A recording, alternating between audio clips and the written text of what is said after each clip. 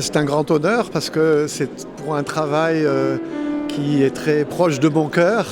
C'est une plongée dans mon expérience d'apprenti boxeur d'il y a 30 ans, grâce à mes archives photographiques et le travail magnifique fait par l'éditeur Dominique Carré et la graphiste Laurence Bitterly. J'ai eu beaucoup de plaisir à écrire ce livre et c'est un honneur de voir mes potes de la salle de boxe et surtout mon vieux coach Didi rentrer d'une certaine manière dans l'immortalité et continuer d'exister, d'être honoré ici dans les ors de la République. On ne court plus après les consécrations, mais on reçoit avec quand même beaucoup de plaisir et beaucoup d'émotion une reconnaissance. Voilà. Quand on n'écrit pas forcément pour avoir un prix. D'abord, on prend plaisir à écrire ce que l'on veut écrire, et puis on aime bien que des lecteurs l'apprécient. Et quand en plus, un jury comme celui de l'association, alors, c'est une reconnaissance, c'est surtout une reconnaissance. Et c'est un peu une consécration aussi. J'ai reçu des tas de prix depuis que je publie des livres, des petits, des grands, des moyens.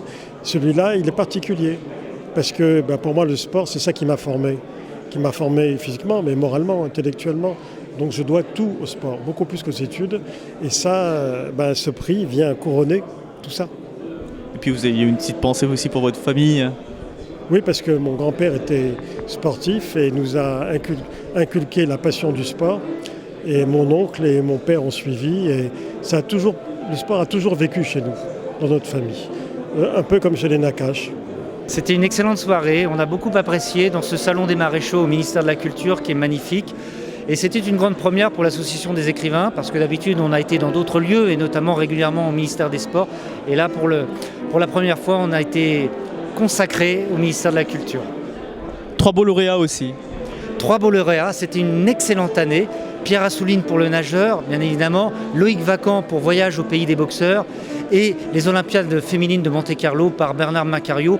Donc 3 lauréats différents dans leur approche, sur un nageur de confession juive, sur des boxeurs noirs à Chicago, et puis sur la question du sport féminin dans les années folles.